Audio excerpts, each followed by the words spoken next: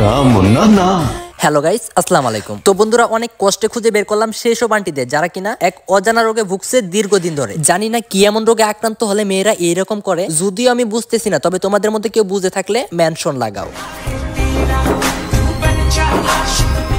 তো বন্ধুরা, এইটা দেখার পর আমি একবারে শিওর যে আন্টি আসলে কি রোগে ভুগছে। ছোটবেলায় যখন আমার বয়স 3 মাস, তখন আমি আমার নানির দাদির কাছে শুনছিলাম যাদের নাকি ডায়াবেটিস হয়, ঠিক তারাই নাকি এইরকম করতো, বর্তমানে যেটা আন্টিরা করতেছে।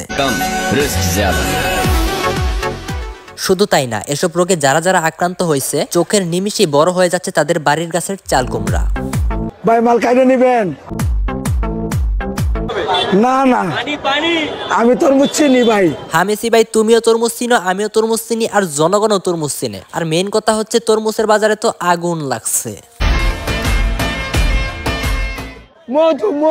এই যে তরমুজওয়ালা ভাই, মধু মধু বইলা লাভ নাই, কারণ লাল তরমুজ দেখলে জিভায় যে পানি আসে এটা কিন্তু সবাই জানে। তো আসলে কি তরমুজ দেখে জিভায় পানি আসে, নাকি আন্টি এদের ডায়াবেটিস রোগ দেখে নিচের পানি অলরেডি পড়ে গেছে? তো যাক, পানি পড়লে পড়তেও পারে, সেটা কোনো ব্যাপার না। এখন বড় কথা হচ্ছে যে এই রোগ থেকে এখন এই আন্টিদের কিভাবে মুক্তি দেওয়া যায়। যদিও এই রোগ থেকে মুক্তি পাওয়ার জন্য আমার হাতে গোনা একজন ডাক্তার ছাড়া আমার চোখে আর কেউই পড়তেছে না। তবে তোমাদের কাছে যদি কেউ থেকে থাকে তাহলে মেনশন লাগাও। তো বন্ধুরা, এই স্ক্রিনে আমরা যেই পুরুষ মানুষটাকে দেখতেছি, ইনি কিন্তু খুব ভালো মনের একজন ডাক্তার। শুধু বড় মনেরই মানুষ না, তার ধনটা অনেক, না মানে তার ধন সম্পদও আছে, তার অনেক ধন সম্পদ আছে। আর ইনি এমন একজন ডাক্তার যার মনে নাই বিন্দু পরিমাণ অহংকার। এই যে আমাদের আন্টি বেশ কিছুদিন আগে এই ডায়াবেটিস রোগে আক্রান্ত হওয়ার পর এই ডাক্তার তাকে চিকিৎসা করেছিল। যদিও তার মধ্যে এখন আক্রান্তিত হওয়া সেই রোগটা এখন আর দেখা যায় না, তারপরও সে ভুলতে পারে না তার মায়া। তো বন্ধুরা, এর মানে এখন আপনারা নিজেরাই বুঝ জানেন যে আসলে সে ডাক্তার হিসেবে কেমন ছিল।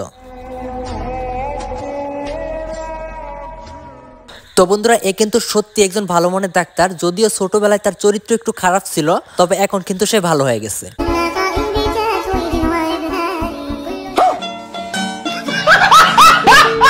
কি বন্ধুরা, এটা দেখার পর কি নাসা ভাইয়ের মতো আপনারও চোখ কপালে উঠে গেল? আর কপালে উঠবে না কেন? আসলে লেজেন্ডরা তো লেজেন্ডারি খবর রাখে। যাই হোক, লেজেন্ডরা বুঝবে আর বাকিরা খুঁজবে। সবার মনে এখন একটা প্রশ্নই জাগবে যে আসলে এত বড় পরিবর্তন হুট করে এই মানুষের মধ্যে কেমনে কি? সত্যি বলতে এখানে আমার মাথাও কাজ করতেছে না যে আসলে এত বড় পরিবর্তনের মূল রহস্য কি। আর বন্ধুরা, মানুষ মানেই পরিবর্তনশীল, আর আমরা এর পরিবর্তন নিয়ে আমরা এত সমালোচনা কেন করতেছি? আর তোমরা হয়তো জানো না, একজন ভালো মানুষকে নিয়ে কম বেশি সবাই সমালোচনা করে।